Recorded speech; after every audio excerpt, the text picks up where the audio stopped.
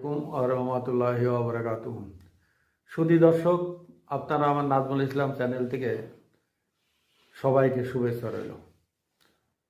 সুধী দর্শক, আজকে যে বিষয়ে বলবো এটা হচ্ছে বাংলাদেশের একটি দল, সাবেক প্রেসিডেন্ট পল্লীবন্ধু ইরশাদের দল বাংলাদেশ এর জাতীয় পার্টি।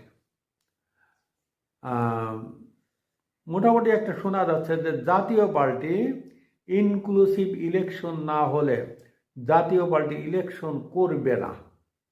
এই ইনক্লুসিভ ইলেকশন বলতে তারা আমার মনে হয় তারা বোঝাচ্ছে আওয়ামী লীগ ছাড়া তারা ইলেকশন করবে না। আর আওয়ামী লীগ ইলেকশন না করলে বাংলাদেশের অনেক দল কিন্তু ইলেকশন করবে না।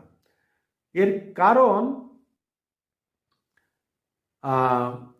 বর্তমান যারা আছেন এই আওয়ামী লীগ ছাড়া যেসব দল আছে, যেমন বিএনপি, জামাত এবং এনসিপি, অন্যান্য দল যেগুলো, এরা আওয়ামী লীগ আমলে যত দল আওয়ামী লীগের সাথে ইলেকশন করেছিল তাদের দলের লিডারদের ধরে জাতীয় পার্টি ছাড়া সবাইকে আটকাইছে এবং সবাইকে তারা হাজতে দিছে মোটামুটি, এবং তাদেরকে বিভিন্নভাবে হেনস্থা করাইছে, জুতার মালা পর্যন্ত পরাইছে।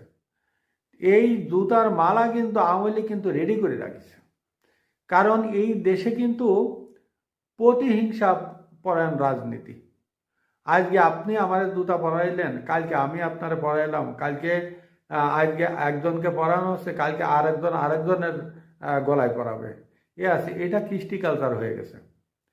সর্বপ্রথম বাংলাদেশে এই সহিংসতার রাজনীতি, একজন আরেকজনকে ধরে মারতে হবে, কাটতে হবে, পিটাইতে হবে, এটা কিন্তু সর্বপ্রথম শুরু হয়েছে 2001 সালে আওয়ামী লীগের পতনের পরে।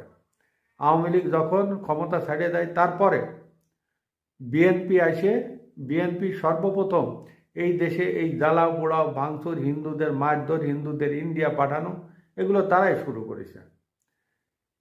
তখন এইটা নিয়ে অনেক কেস কাছালি হয়েছে। তারপরে বিদেশিরা হুঁশিয়ারি জারি করেছে, বাংলাদেশ সরকার সাথে আনুষ্ঠানিকভাবে অনেক দেশ এটা তুলে ধরেছিল সংখ্যালঘু নির্যাতন ব্যাপারে। সুধী দর্শক, আজকে হয়তো জাতীয় পার্টি সেই কথাগুলো এখন মোটামুটি মনে হয় তারা মনে রাখছে। এই 5ই আগস্টের পট পরিবর্তনের পরে বাংলাদেশের বর্তমানে বিভিন্ন রাজনৈতিক দল জাতীয় পার্টি অফিস